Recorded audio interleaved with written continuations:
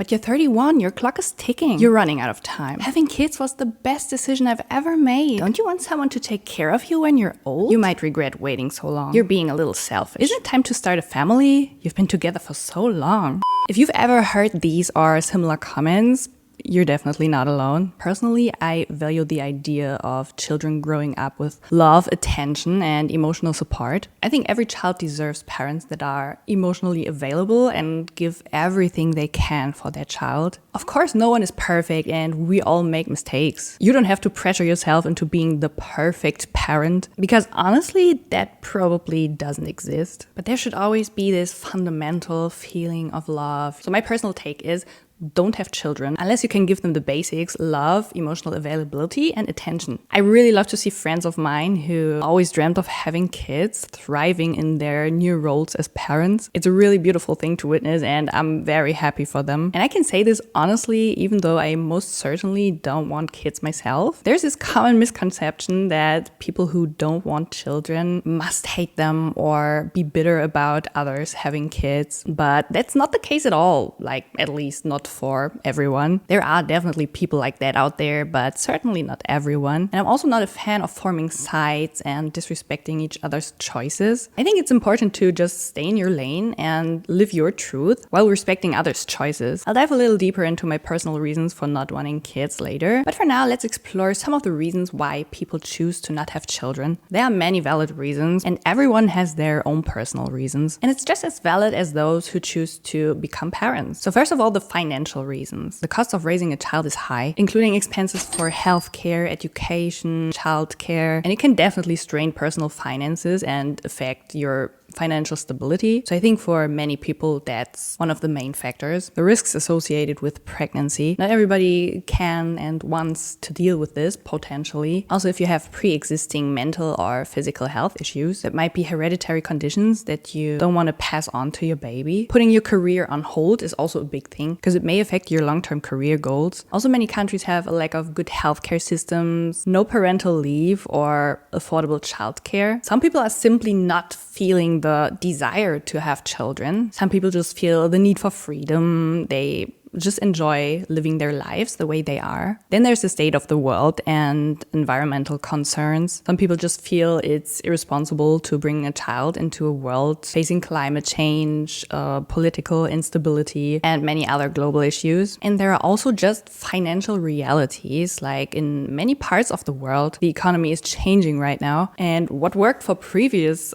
generations might not work for us anymore. I think that's what many parents or grandparents struggle to understand, just because their own experiences were very different. But obviously, times and circumstances are changing. There's also the current issue of declining birth rates in many countries. And yes, of course, it's important for societies to have new generations, but it's also essential to just respect individual desires. I think no one should be pressured into procreation, you know? And if you start forcing people to have children, then children themselves are just seen as products fulfilling a societal need to populate the earth. And for me, it's a huge decision that no one should take lightly. I've heard stories of women who, due to societal pressure, at some point they simply accepted that they were expected to have a family and children. Their families, partners, and social circles might see this as the natural next step in life, and it can be so hard to resist that pressure. But in the end, this can lead to a lot of unhappiness, and children can feel whether they were truly wanted or not, because they're smarter than us adults. They can sense a lot of stuff. I think that when it comes to such an important decision, it should be discussed early on, very early on in a relationship. I think ideally even before entering a serious relationship, especially if you have strong views on this topic. It's better to have an open conversation before it becomes an issue later. It's often seen as a taboo subject, but I think it should be talked about, especially if you both might have fixed opinions. And both desires are valid. Wanting children is valid, and not wanting children is equally valid. But if you realize that you have very different ideas about this as your relationship becomes more and more serious, then it's too late and one person might have to compromise, or maybe you'll even need to separate. Yeah, to avoid heartbreak, why not just talk about it in advance? I gotta say, the great thing in my relationship with Dongin is that we've been together for 9 years now, and from the very beginning, we discussed what we envisioned our lives looking like. I was never 100% sure about wanting kids, and Dongin was always very flexible and happy to adapt to my views, which is definitely a great foundation. We both lean towards not wanting children, but we've kept an open mind and still do in case we change our minds someday. Because life changes and it's okay to shift your perspective on things, even if you were firmly set on something before. So right now we're about 90% sure, but there's still that 10% left. So who knows what will happen in the future? If we suddenly decide to have children one day, it will definitely be a well thought out decision that we both wholeheartedly agree on. But if we don't, I really hope people can respect that, because it's a choice we're making for ourselves as individuals and as a couple. For me personally, the main reason is that I never really felt this deep desire to have my own kids. Honestly, I've done so much work on myself in the past 10 years. Personal development, self-reflection, trauma healing, and building a lot of self-love, that at this point, I even think I could actually be a good mom. Because I know I could offer my child many things I didn't have growing up. My own childhood wasn't ideal. My mom struggled with severe OCD and emotional outbursts, which really created a constant, unstable environment for me as a child. And I know she never wanted this for me. And thankfully, we're in a much better place now. And she's been working a lot on herself. But I recognize that I still need to heal and focus on my inner child before I could dedicate that kind of attention to someone else. And I'm also really proud of that realization, because I think it's important to self-reflect a bit before making big life decisions like that. I mean, I'd love to see Dongin as a dad, obviously. I think it would be so cute.